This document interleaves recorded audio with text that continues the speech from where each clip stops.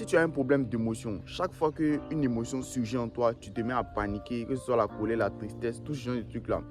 Écoute-moi bien, je vais te donner 3 techniques, 3 étapes plutôt pour savoir gérer tes émotions. Voilà. La première étape pour savoir gérer ses émotions, c'est de prendre conscience de l'émotion. Je prends un exemple. Tu es à l'école et tu as eu une mauvaise note. Du coup, tu te sens triste. En réalité, l'émotion, c'est que tu ne te sens pas triste. Tu te sens frustré de ne pas avoir une bonne note pour le devoir. Voilà. Et là, maintenant, c'est de prendre conscience des émotions.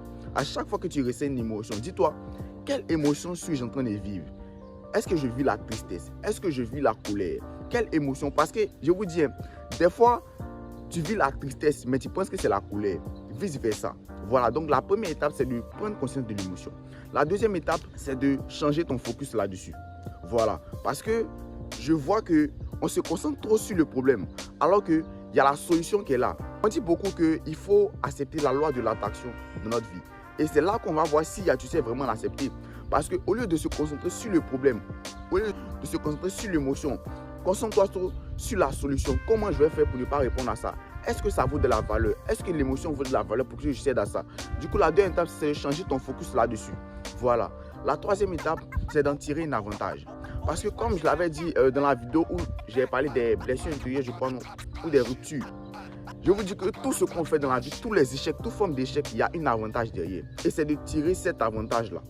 Par exemple, si tu es en colère, par exemple, de ne pas avoir joué, par exemple, un bon match de basket. Dis-toi que bon, là, je suis triste ou bien je suis en colère ou bien peu importe l'émotion de ne pas avoir mis mon plein potentiel au basket. Donc, comment je vais faire pour ne plus que ça se répète? C'est en m'entraînant 2 fois plus que je faisais la fois passée. Voilà, c'est en faisant ça que vous verrez qu'il y a un avantage qui va s'en tirer et vous pourrez baisser ces émotions en vous parce que vous aurez dépassé ou bien transgressé les limites de l'émotion. En ensemble, les gars, je vous aime.